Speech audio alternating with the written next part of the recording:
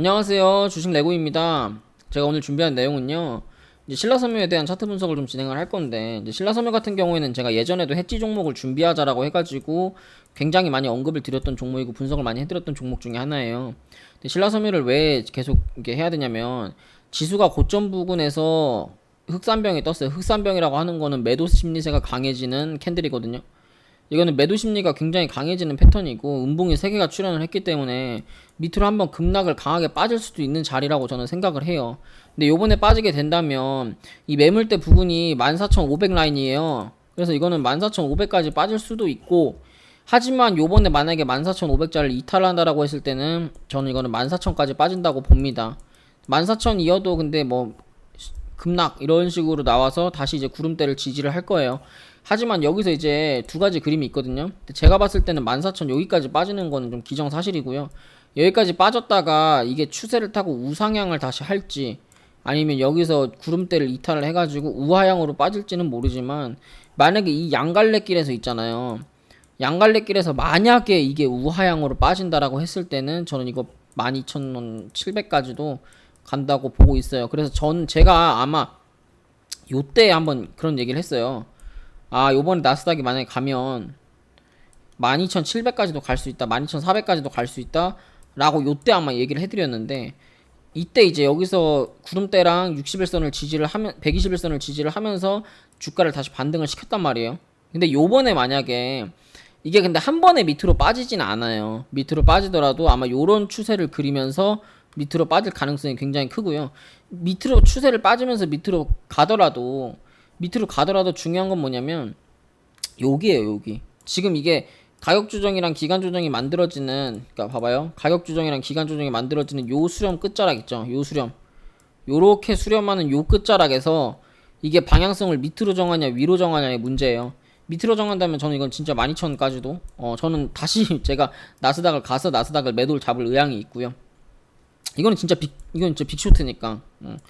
근데 이게 사실은 여기서부터 중요한 건 그거예요. 여기서부터 여기까지만 빠지더라도 우리나라 국내 주식시장은 굉장히 위험하다라는 거고요.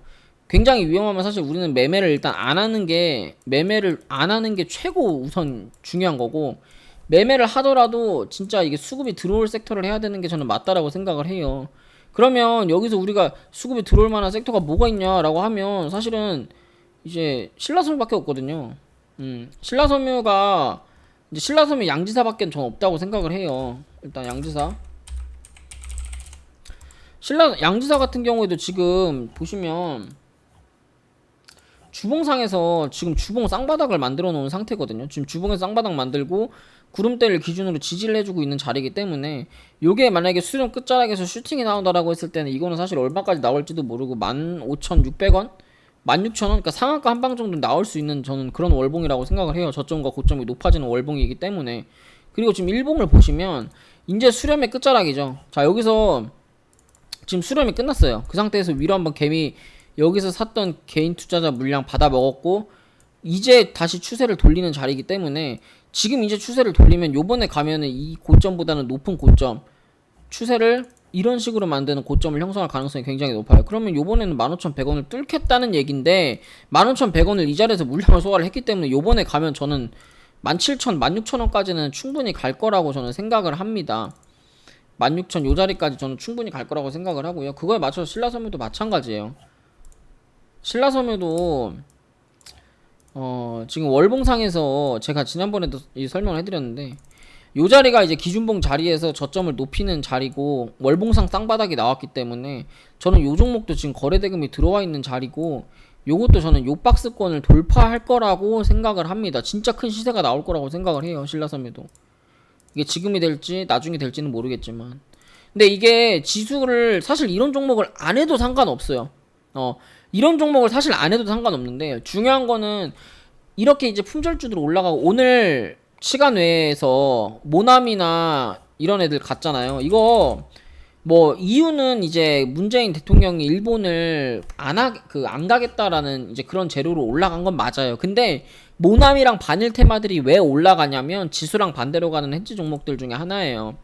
티플렉스나 이런 이제 히토류 관련주들도 마찬가지인데, 히토류 관련주들도 지금 보시면 앞전에 2021년 6월 달에 시세가 나온 이후에 61선 자리에 눌려 있다라는 게 여기서 추세 반등이 나올 가능성이 굉장히 높습니다. 그럼 여러 가지 해지 종목들이 이렇게 추세 반등을 갈 가능성이 높고 신고가를 갈 차트가 만들어놨다라는 거는 뭐냐면 이런 식으로 지금 지수가 하락이 충분히 올 수도 있다라고 생각을 하는 게 좋을 것 같아요. 물론 이게 이따가 10시, 11시 돼가지고 장 열리고 나서 아래꼬리 반등해가지고 이제 양봉으로 마감을 여기까지 하면 상관없어요. 하지만 그게 아니라 또 올려놨다가 밑으로 또 종가에 빼고 이런 이제 윗꼬리 음봉 캔들이 계속 출현을 하다가 밑으로 이제 장대 음봉으로 이렇게 밀어버릴 수도 있는 그림이거든요. 이게 밀어버릴 수도 있어요. 장대 음봉으로. 그러니까 그거를 조금 생각을 하셔가지고 그러니까 현물이 아니라 다른 이제 종목들을 좀 줄이시고 현금 비중을 늘리시고 그 다음에 이제 이런 해지 종목을 조금씩 분할 매수로 좀 사놓는 거를 추천을 드릴게요. 그래서 신라섬유 같은 경우에는 손절가만 3,000원 마이너스 10%거든요. 3,000원 손절 잡고 매매하시면 될 것 같습니다. 이거는 이제 7월 12일 날 요날 이제 멤버십 추천주였는데 지금은 다 익절을 하고 나온 상태예요. 멤버십도 이제 익절을 다 요날 이제 7월 16일 날 다 익절을 하고 나온 상태입니다.